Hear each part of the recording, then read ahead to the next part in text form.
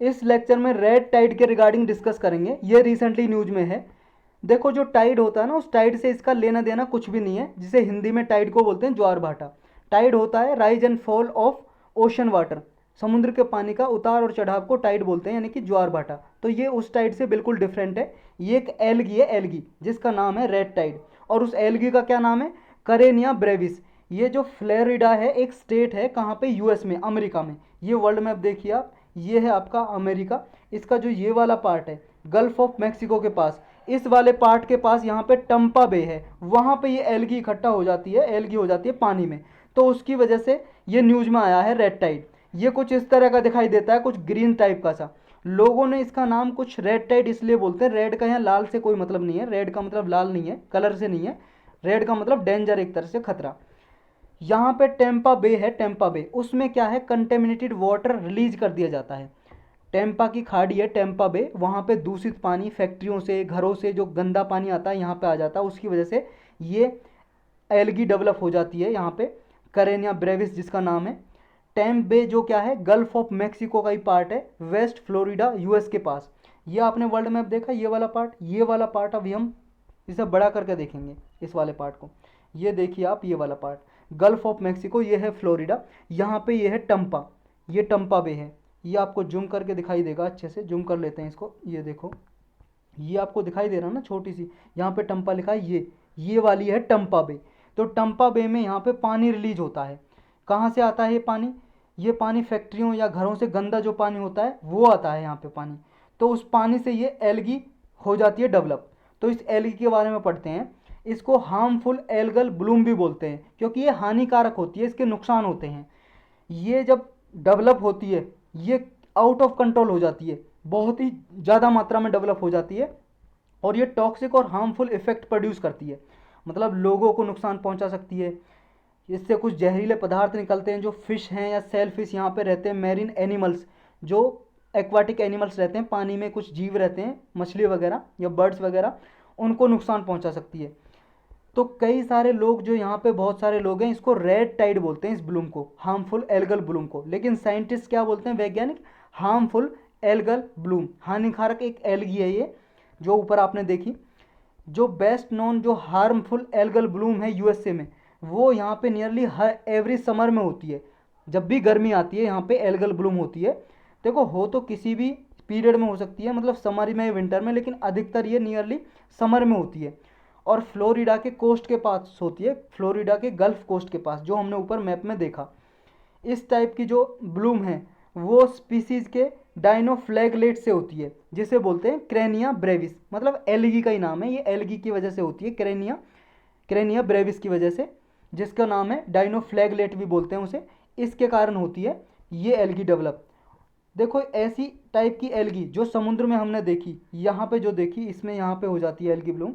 ये fresh water में भी हो सकती है, मतलब जो साफ पानी होता है, रिवर का, किसी का, नदी का या झील का, लेक का, उसमें भी हो सकती है, किसी लेक रिजर्वेयर में। लेकिन उसका नाम हम ब्लू ग्रीन एल्गी बोलते हैं, उसे ब्लू ग्रीन एल्गी।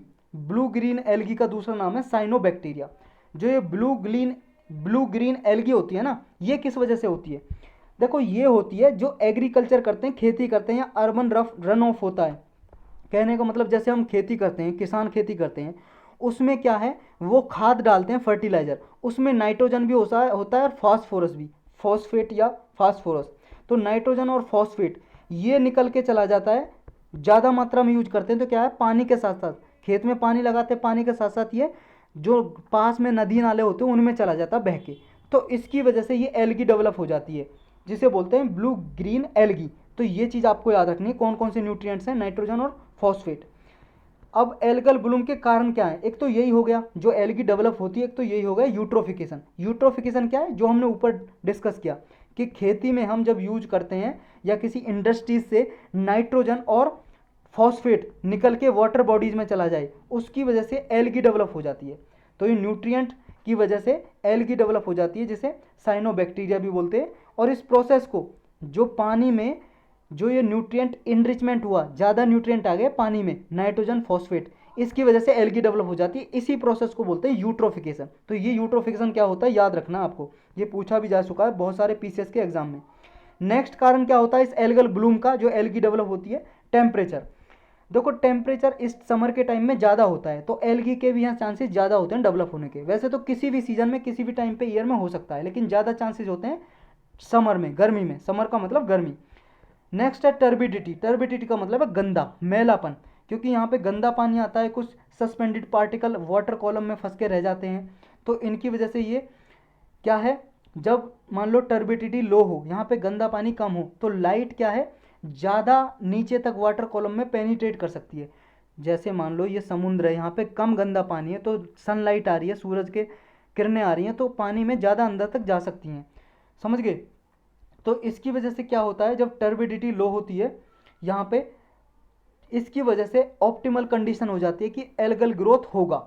नेक्स्ट क्या कारण है, अब इसके इम्प्लीकेशन क्या है, मतलब एल्गम ब्लूम हो गया है, मतलब इसके संकेत क्या है कि अब एल्गल ब्लूम होगा, कि यहाँ पे एल्गी बढ़ने वाली है। कैसे पता लगेगा? देखो ये क्या है, एक्सट्रीमली डेंजरस टॉक्सिन डेवलप करती है।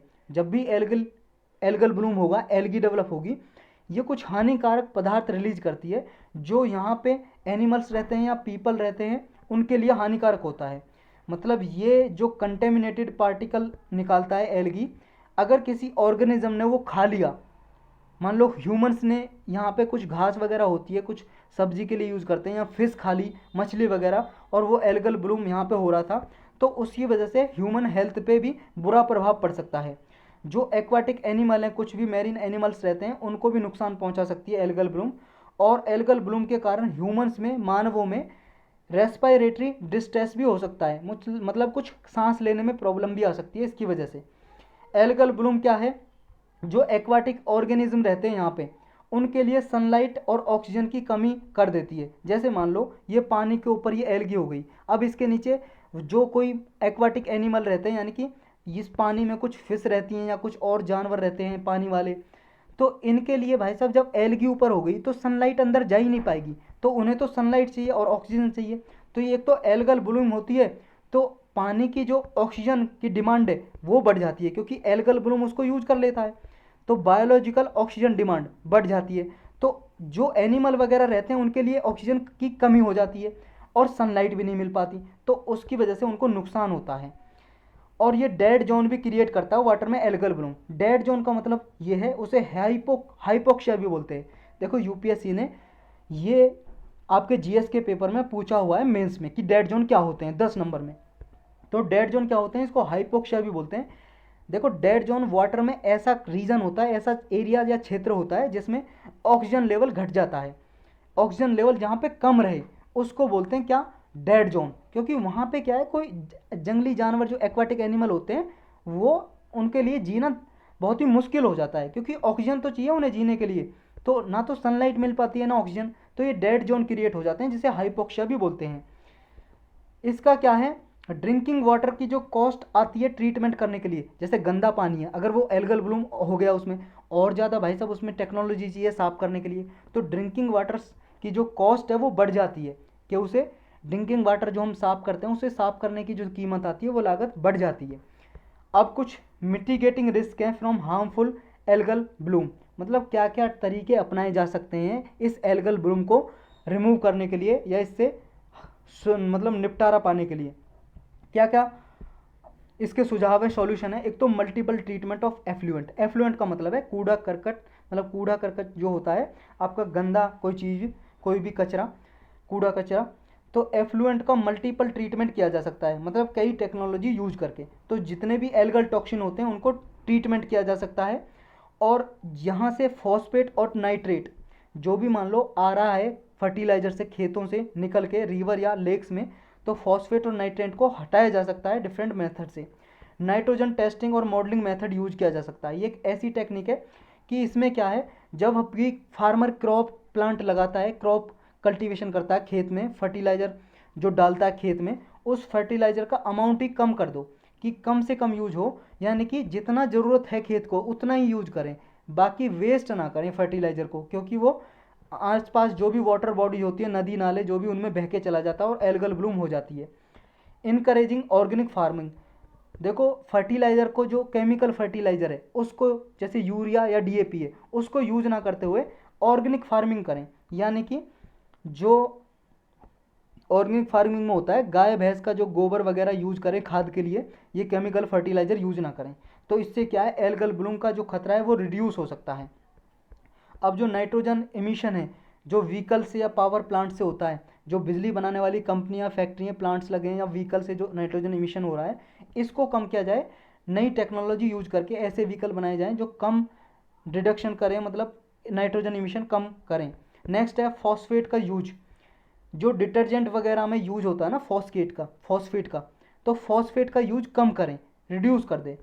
अब कुछ मेजर्स हैं इंडिया में, इंडिया ने एल्गल ब्लूम को कम करने के लिए कुछ कदम उठाए हैं, वो कौन कौन से हैं। एक तो एल्गल ब्लूम इंफॉर्मेशन सर्विस, जहाँ पे भी मान लो एल्गल ब्लूम होती है वहाँ पे पॉपुलेशन को अवेयर कराया जाता है, जागरूकता फैलाई जाती है, वहाँ पे इंफॉर्मेशन दी जाती है कि ये जो कोस्टल फिशरीज के लिए, वाटर क्वालिटी के लिए डेट्रीमेंटल है, हानिकारक है, तो वहाँ पे लोगों को अवगत कराया जाता है, कोस्टल पॉपुलेशन को।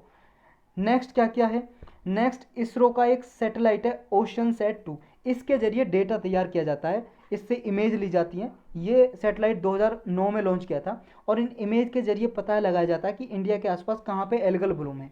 तो ये कुछ इंडिया ने स्टेप लिए हैं। तो यही था इस लेक्चर में।